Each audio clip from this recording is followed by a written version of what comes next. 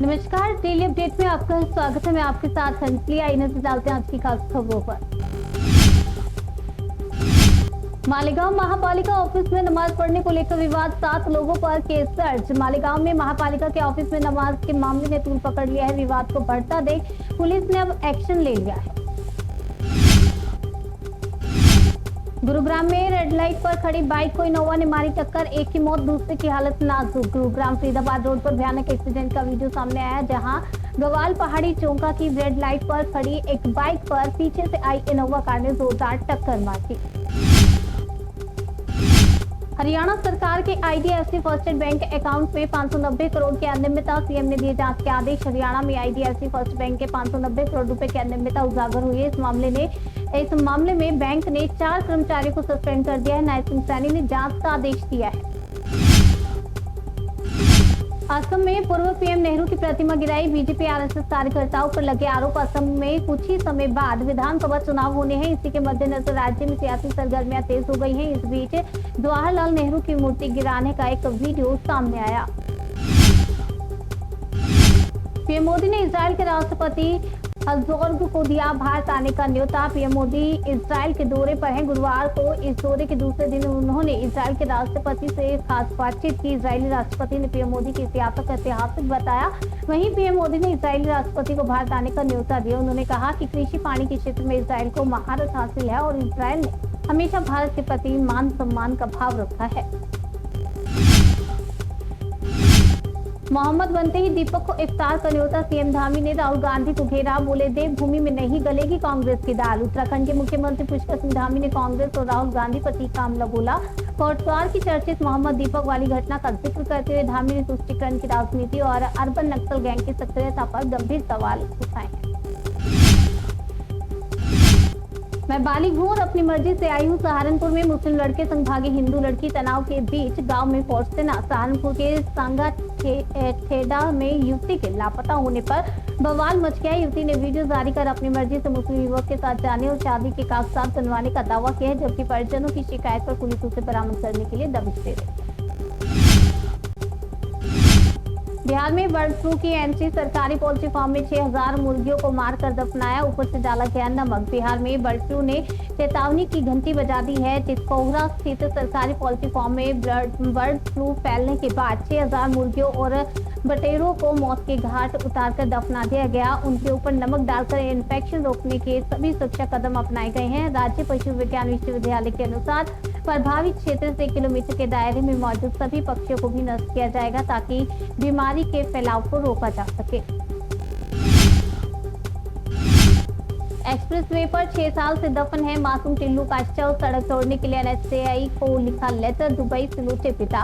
राजस्थान के दूसरे जिले में 6 साल पुराना टिल्लू उर्फ प्रिंस हत्याकांड फिर से चर्चा में है। 4 साल के मासूम की हत्या के आरोप में गिरफ्तार 2 रिश्तेदारों की निशानदेही पर शव की बरामदगी के लिए पुलिस दिल्ली मुंबई एक्सप्रेसवे के किनारे खुदाई करवा रही है।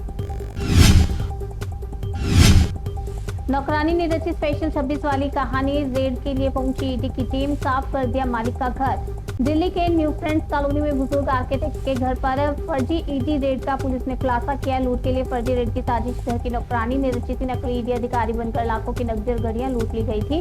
पुलिस ने आरोपियों के पास से फर्जी वर्दी और आईडी कार्ड भी बरामद किए।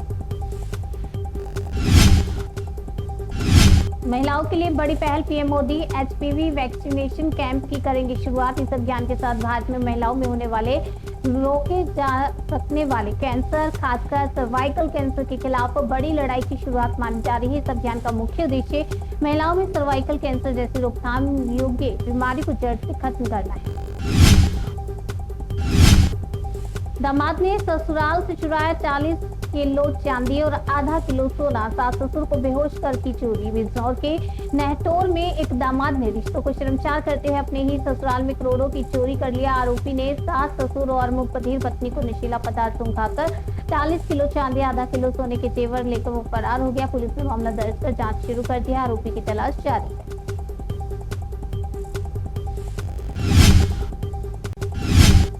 शंकराचार्य व मुक्तेश्वरानंद की मुश्किलें बढ़ी, मेडिकल रिपोर्ट में यौन उत्पीड़न की पुष्टि। इलाहाबाद हाईकोर्ट में कल होगी सुनवाई। वाराणसी में स्वामी अभिमुक्तेश्वरानंद ने कहा, हमारे पास कुछ वकील आए थे, हमसे कहा कि हम आपकी मदद करने के लिए तैयार हैं। तो हमने कहा ठीक है, लेकिन उन्हें इस संबंध में अब तक उठाए गए किसी भी कदम के बारे में कोई जानकारी नहीं। इजराइल में टेक्नोलॉजी का महाकुंभ, रॉयल एनफील्ड की बाइक ने खींचा पीएम मोदी नेतन्याहू का ध्यान। इजराइल के यरूशलेम शहर में आयोजित टेक एग्जीबिशन में भारतीय तकनीक की ताकत देखने को मिली, जब पीएम नरेंद्र मोदी और इजरायली प्रधानमंत्री बेंजामिन नेतन्याहू ने भारत में बनी रॉयल एनफील्ड की मशहूर गॉन क्लासिक बाइक को देखा। एनसीईआरटी विवाद पर शिक्षा मंत्री का पहला बयान, न्यायपालिका में करप्शन वाले चैप्टर पर जताई नाराजगी। कक्षा 8 की किताब में न्यायपालिका में भ्रष्टाचार से जुड़ा चैप्टर शामिल होने पर विवाद गहरा गया। केंद्रीय शिक्षा मंत्री धर्मेंद्र प्रधान ने कहा कि घटना पर उन्हें दुख है और न्यायपालिका के अपमान का कोई इरादा नहीं था। उन्होंने जिम्मेदारी तय कर कार्रवाई का भरोसा दिया। यह चैप्टर एनसीईआरटी की किताब में शामिल था, जिस पर सबसे संज्ञान लेते सुप्रीम कोर्ट ने सुनवाई की। खबर महोबा से है, इंसाफ के लिए हाईवे पर तड़पता रहा घायल, 3 महीने बाद भी नहीं मिला इलाज, परिवार ने लगाया जाम। परिजनों का आरोप है कि उचित कार्रवाई के नाम पर दरोगा ने 20,000 रुपए तक ले लिए। परिजनों ने 1 करोड़ की मुआवजा और आरोपी पर कार्रवाई की मांग की।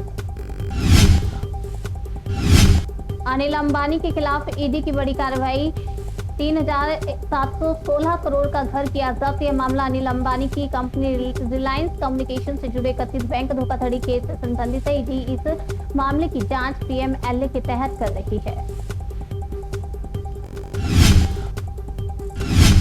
बंगाल के सिलीगुड़ी में प्रदर्शन, आदिवासी महिला की पिटाई का विरोध, पुलिस का लाठीचार्ज, आगे आंसू गैस के गोले बरसे। बंगाल के सिलीगुड़ी में विरोध प्रदर्शन चल रहा है। आदिवासी महिला की पिटाई के विरोध को लेकर लोग सड़कों पर उतरे हैं। स्थिति को संभालने के लिए पुलिस को वाटर कैनन और स्मॉग गन का इस्तेमाल करना पड़ा।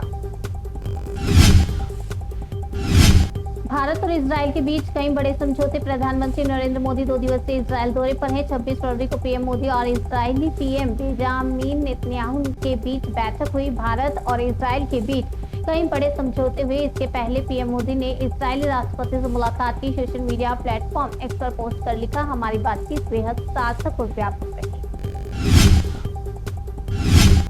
जल्द फ्री ट्रेड समझौते को अंतिम रूप देंगे, इजरायल में बोले पीएम मोदी। पीएम मोदी ने यरूशलेम में कहा, भारत और इजरायल का अब विशेष रणनीतिक रिश्ता है। हमने अपनी रणनीतिक साझेदारी को विशेष रणनीतिक साझेदारी के स्तर पर बढ़ाने का फैसला किया है। ये एक ऐतिहासिक निर्णय है।